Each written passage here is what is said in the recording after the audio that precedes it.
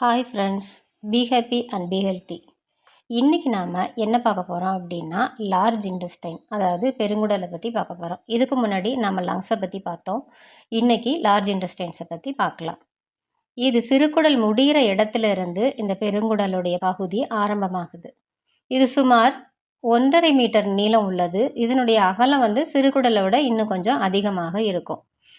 இதில் உள்ள பகுதி என்ன அப்படின்னா ஏறுகுடல், படுக்கை குடல், இறங்கு குடல் அப்படின்னு நம்ம சொல்லுவோம்.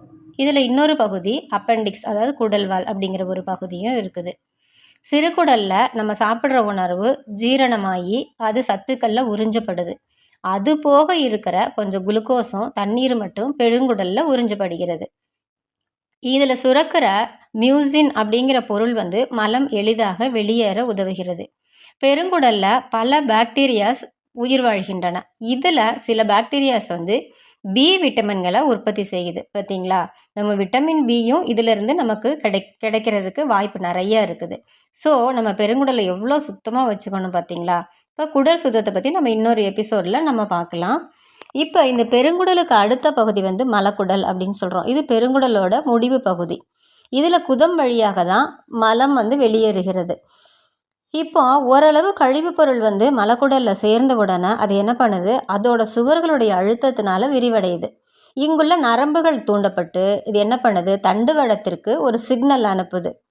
எகைன் என்ன பண்ணுது, தண்டுவடம் மலம் கழிப்பதற்கான கட்டளைகளை நரம்பு மூலம் திருப்பி மலக்குடலுக்கு அனுப்புது. இப்போ என்ன நடக்குது, இந்த ரெக்டம் இந்த குதத்தில் உள்ள சுருங்கு தசைகளில் என்ன பண்ணுது, ரொம்ப விரிவாகுது.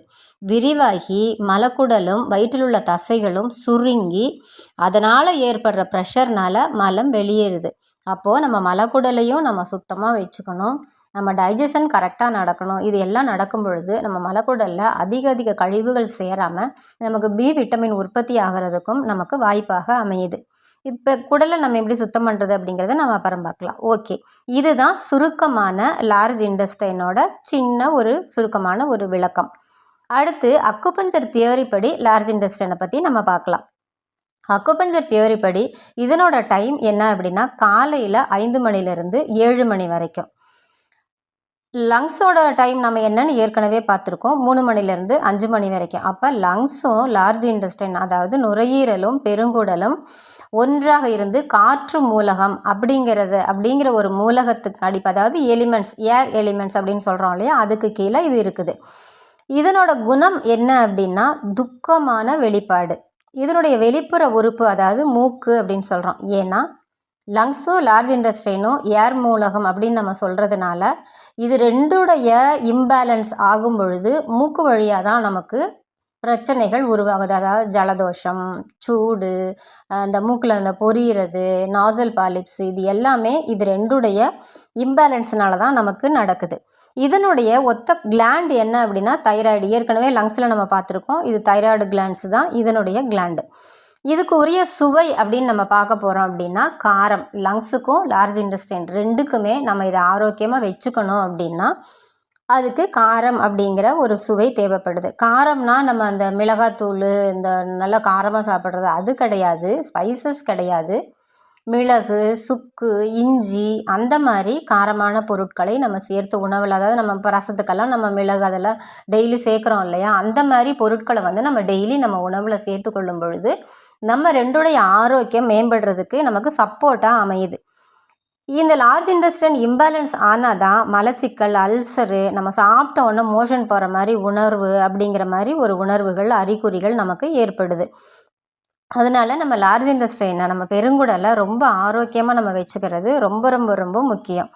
இதனுடைய மனநிலை அப்படின்னு நம்ம கண்டோம் அப்படின்னா நம்ம ரொம்ப கவலையாக இருக்கிறது, உணவை பார்த்த உடனே சில பேருக்கு வெறுப்பு வரும், ஆனால் பார்த்த உடனே பசி எடுக்கும், அப்புறம் சந்தேக மனநிலை வரும், பதட்டம் வரும். இந்த மாதிரி மனநிலைகள் தான் இந்த லார்ஜ் இன்டெஸ்டைனோட மனநிலைகள். வலிகள் அப்படின்னு வரும்பொழுது ஒவ்வொரு உறுப்புக்கும் ஒவ்வொரு விதமான வலிகள் இருக்குது. ஒரு சில உறுப்புகளுடைய இம்பேலன்ஸ்னால வலி என்ன பண்ணும், குத்துற மாதிரி இருக்கும். சில உறுப்புகள் ஒரு மாதிரி மசமசன்னு இருக்கும். ஆனால் லார்ஜ் இன்டெஸ்டைனோட வலி என்னவா வரும் அப்படின்னா வயிற்று வலி வரும், உடல் வலி வரும், உடல் சோர்வு வரும், ஒரு சினுங்கலான ஒரு மனநிலை வரும். இந்த மாதிரி உள்ளது தான் லார்ஜ் இன்டெஸ்டைனுடைய மனநிலை.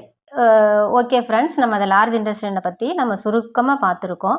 இது எப்படி நம்ம பாதுகாத்துக்கிறது அப்படிங்கிறதையும் நம்ம பார்ப்போம்.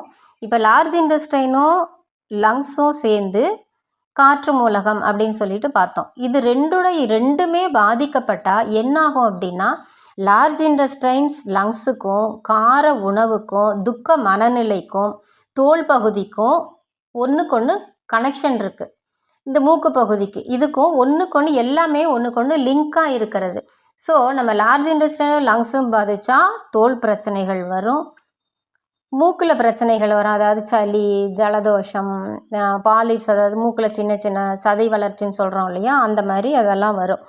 அப்போது இது ரெண்டையுமே நம்ம பேலன்ஸ் பண்ணி வச்சுக்கும் பொழுது இதனுடைய சரியான உணவு பழக்க வழக்கங்கள், அதாவது காரத்தன்மை உள்ள இது எடுக்கும் பொழுது சரியான ஜீரணம், எப்படி நம்ம வாயிலேயே சாப்பாடு போட்டு நல்லா உமிழ்நீரோட மென்று முழுங்கி கொடுக்கும் பொழுது இறப்பை, சிறுகுடல் அதோடைய வேலையெல்லாம் கம்மியாகும் இல்லையா. அப்போ சரியான கழிவுகள் பெருங்குடலுக்கு மலக்குடலுக்கு அந்த கழிவுகள் வெளியேறதுக்கு அதிக வாய்ப்புகள் இருக்குது.